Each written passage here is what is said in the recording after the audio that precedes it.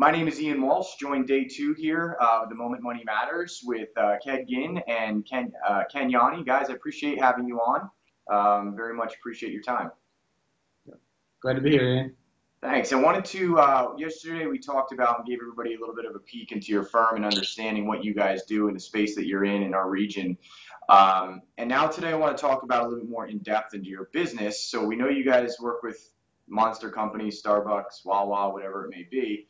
But what kind of business do you do with them? And I know you guys focus on like net leases and so forth. So can you explain to most people watching this right now what a net lease is, how it works, and some of the different types of leases, just so we can have an overview of speak the same language that you guys speak?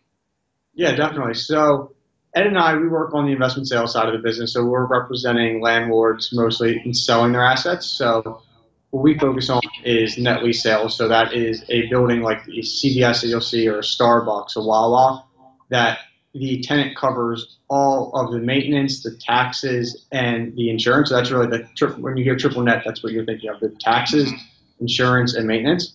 Now, when you're looking into the triple nets a little bit more in depth, there's really three different types of leases that you can have. So you can have a absolute triple net where the tenant is responsible for everything: the taxes, insurance, maintenance, and the roof and the structure of the building. So if anything happens, they are responsible. You can have a double net lease, which as they call it, which is the tenant's responsible for taxes, maintenance, and insurance again, but then the landlord is responsible for the roof and structure of the building and the parking lot. So if anything happens, let's just say a wall collapse, that's on the owner to fix. And then the third is a ground lease, which is a little bit different than the previous, because in the previous two that I mentioned, the owner is building the building for a tenant such as a CVS or Starbucks. They're doing the construction and giving them a plain vanilla box to go in and fit out the interior. Whereas a ground lease, the owner is giving them a pad ready to build, and the tenant is responsible for building the structure.